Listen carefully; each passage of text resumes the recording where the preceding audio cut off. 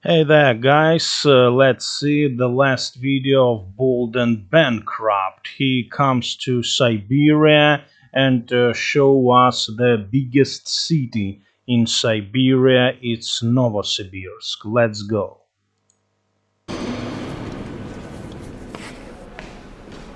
Нельзя здесь выходить. А куда? Куда дальше? Ой, что это место тогда? Здесь нельзя. Секретное место? Хорошо. He said that this is secret place, but of course not. It's not a secret place. In Russian railway stations, we have this, how to say, corridor for entering and corridor for going out. So he now goes to the corridor where you enter the railway station. So you can't go out there. You can just come in to the rail station. So that's why he was not allowed to go there. These corridors made because when you come in, you have to be checked. If you have some knives, if you have some pistols or something like that. And when you go out, they usually don't check you, so you just go out. So you can do it. That's why he was now not permitted to go by that corridor. So, okay, let's see what would be next. Понятно. Wow. Just arrived in Novosibirsk, already told off. How do you get out of this magnificent railways? Wow. Check it out.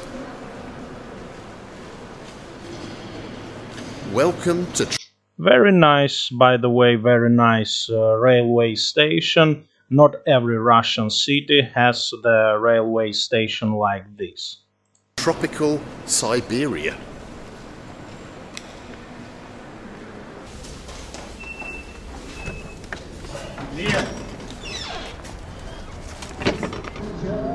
If you asked 100 people on the streets of Britain to name an Asian city, everyone would say the usual names.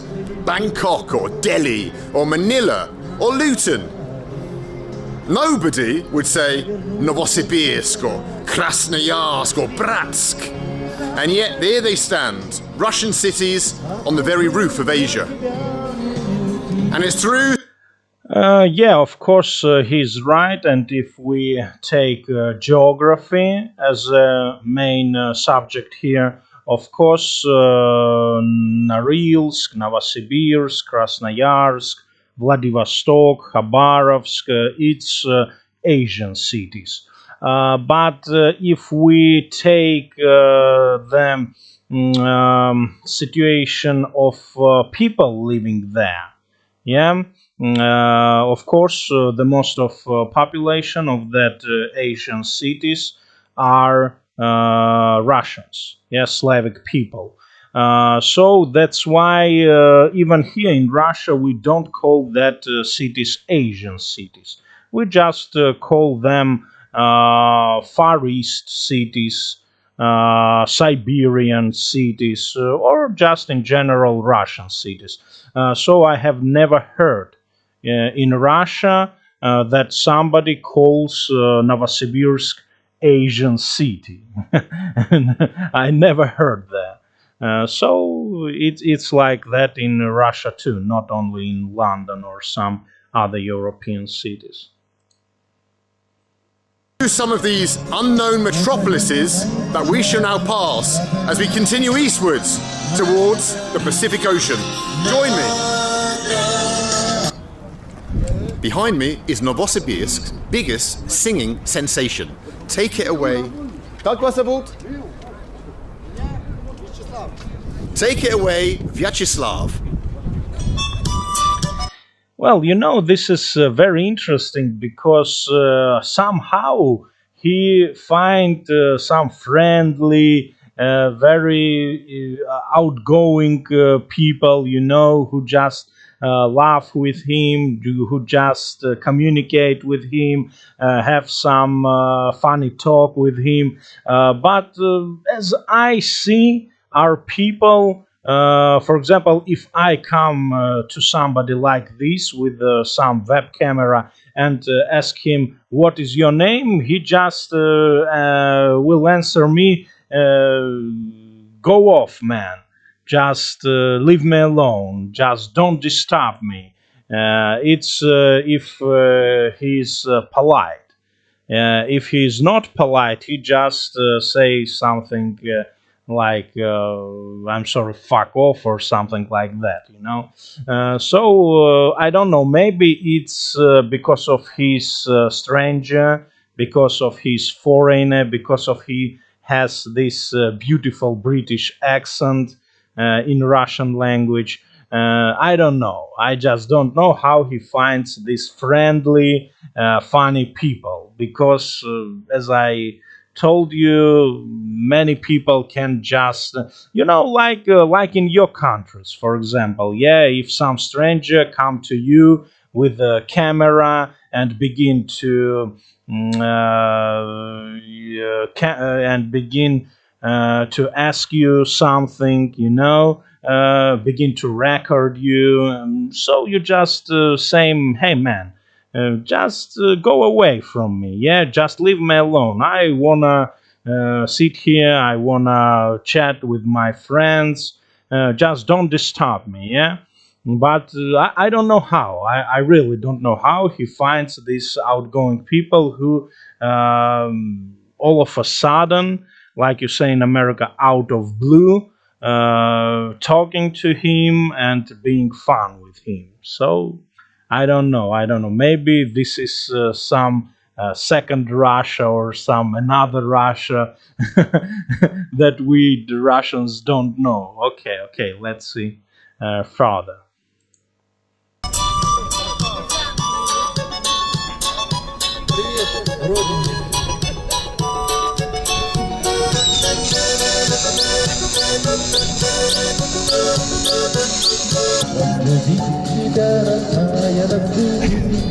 Super.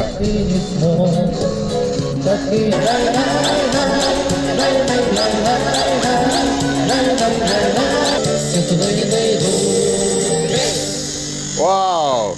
Супер, Вячеслав!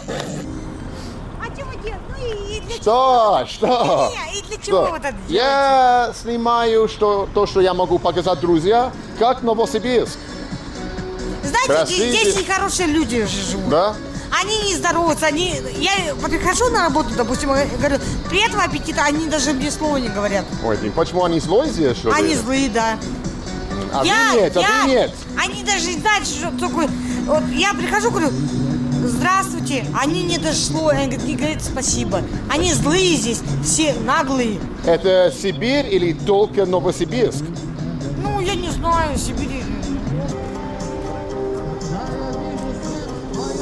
Ну, вы культурные. Да, я культурная, да. Очень приятно. Бенджамин. Well, this is, of course, very usual woman for Russia, because many of us like to say that, hey, these Russians are very rude, these Russians are very unpleasant. And if somebody asks us, and you, man, and you are Russian too. No, no, I am some kind of another Russian. I'm not rude, I'm very funny. Yeah, so this is really very, common situation for Russia, yeah? Спасибо Очень большое. приятно. Давайте, до А свидания. вы что, не русский, что ли? Нет, я англичанин. Давай, что? Еще? Еще? Кто вы? Кто? Англичанин. Это вы оттуда, что ли? Англичанин Англия, Лондон. Ага. Да? Что, правда, что ли? Правда, что Ой, ли? клево. Хорошо. До свидания, спасибо. He said, "До свидули." Oh my god, this guy is really funny. До свидули, it's kind of alrighty, bye bye, or something, bye bye, my baby, or something that you say to a little boy or little girl, something like that. It's very weird to hear that from the grown-up man with beard and so on. The Sviduli. He's cool, by the way. He's cool. Спасибо вам большое. До свидания, спасибо. Wow, what a lovely, friendly Novosibirskian. The first Siberian we've met. Whoa, she's still shouting. Okay, пока, bye-bye, nice to meet you. Wow, she's still going on with herself. Let's hope that bodes well for our trip. That all the Siberians are as future, as friendly, I should say, and as little bit nuts as that lady. Right, let's continue the next part of our journey. Now, the reason that we're going straight to the bus stop to jump on a bus out of Novosibirsk, as lovely as I'm sure this city is, I mean, check out the architecture, is because I want to go and make a personal journey to a town that I've always wanted to visit ever since I was a teenager. And I'll explain on the way why exactly we're going to head straight to the city of Tomsk. Join me, will be fun.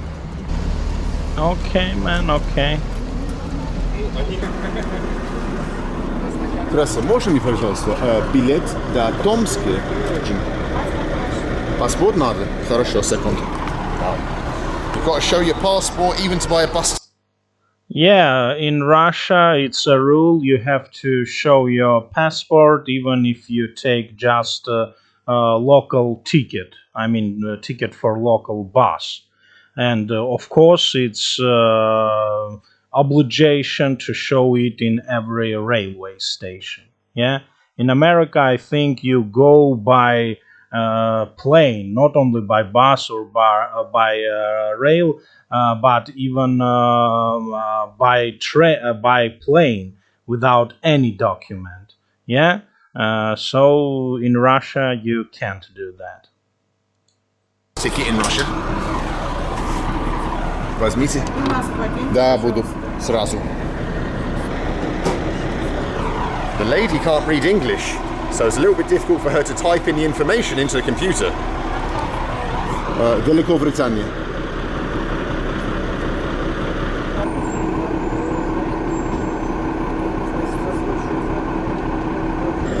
Давай допустим то, что я американец тогда или что-то. Мне все равно, что мой национальность. Спасибо вам большое. Давайте. Wow. They didn't have, or they couldn't find, the login key for Great Britain. So I said, make me an American. So I'm now a Texan, apparently. They even had to fill in what state. Hey man, you should say them UK. I think that in their system, the Great Britain called by its official name. So not Great Britain, but UK. So this is his mistake, of course. He should explain her that the official name of his country is UK. State I was from. The amount of red tape just to buy a bloody bus ticket in Russia. Anyway, let's do it. These are the Siberians. And what a lovely bunch they are. And there's a Siberian dog. Look, our first Siberian dog.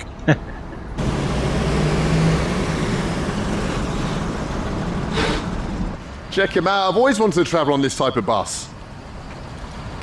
Some nice gas cylinders just above your head, waiting to shatter into your brain.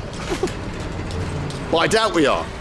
And once again, as I understand, for example, in my city, if some stranger come to a bus stop and begin to film you while you are sitting there, while you are chilling there, and begin to disturb you and do some conversation, you just say, hey man, don't shut here.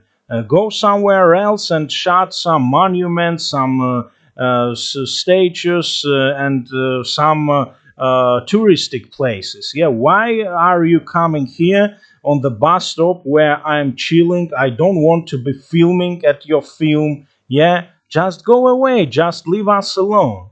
And here I can see people who just chilling there and don't mention him. They just don't notice him. With camera, some guy with camera who cried pretty loud, who talked pretty loud, and they just don't turn at his direction. It's very weird for me, very weird, because in my city, for sure, some young guys come to him, begin to ask what you are doing, why are you filming, hey man, give me your camera, show me your camera, or something like that. So it's very, very unusual, what I see here.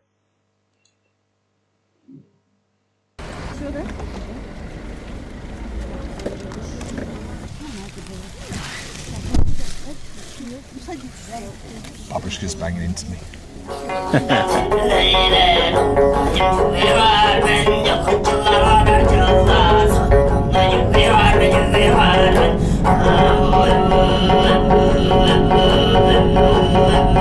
It's some Siberian music, I think.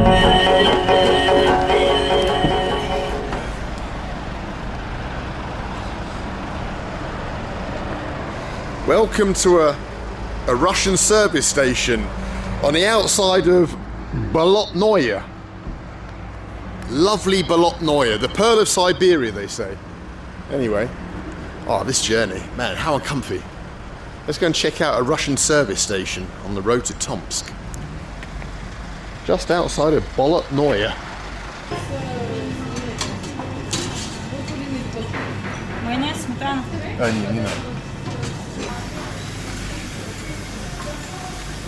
Check out my watery solyanka with some lumps of gristle.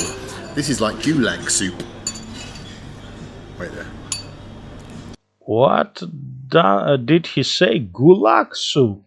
No, man, no. For sure, it's not gulag soup. If he means gulag like prison, like system of prisons, and he call it gulag soup because he think that this dish was served in gulag, in prison, I can say for sure that this soup can't be served in prison.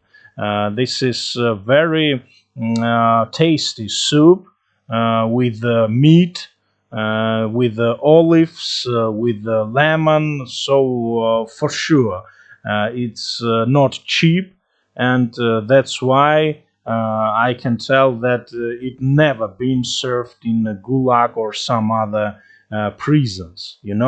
Solyanka, it's very, very rich and tasty soup.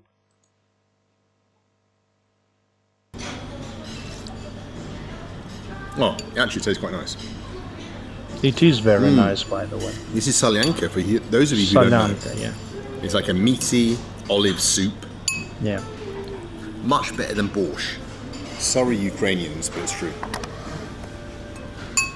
Yeah, it is really much more tasty than borscht. Yeah, for sure.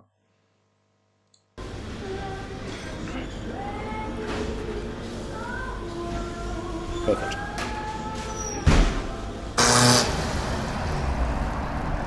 Just think, if I was still vaping and I hadn't given up, I could now head to the Место de la Kurenia, the smoking shed, and hang out and have a chat with my driver and ask him to tell me some tales of the road.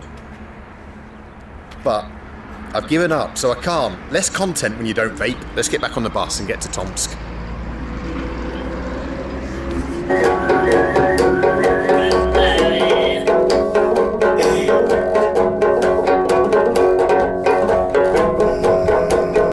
My God, where he finds this Siberian piece of music? It's awful.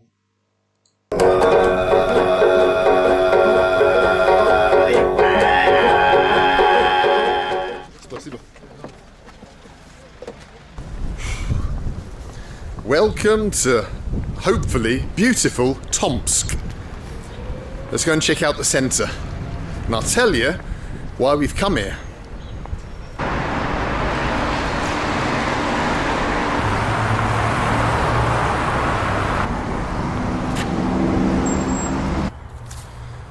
back in 1992, I was a fresh-faced 16-year-old who had absolutely no idea what he wanted to do with his life. All I wanted to do was stay home and play computer games on my Amstrad 464. On a whim, I signed up for a Russian evening class at a college in the rough old naval city of Portsmouth in England.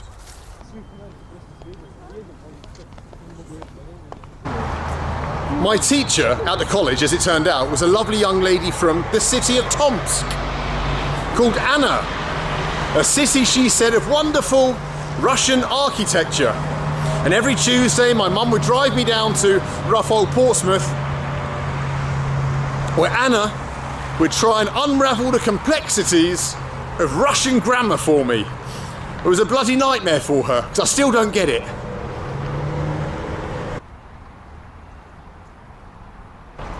However, more than just language, the year I spent in Anna's class installed in me a love of Russia, of its people, of its culture, and it's directly due to Anna that I have had my greatest adventures, my greatest loves, my greatest friendships.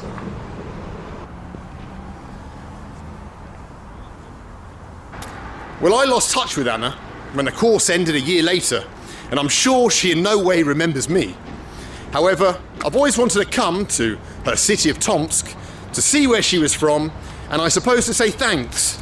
Thanks for inspiring a young man who was pretty directionless at the time and filling my life with, well, some kind of meaning. Thanks, Anna. Spasibo вам огромное.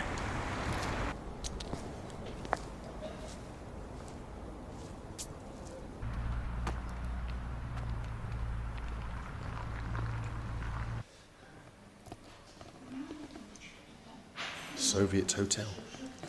Well, it for sure doesn't look like Soviet hotel. I think this man never was in real Soviet hotel.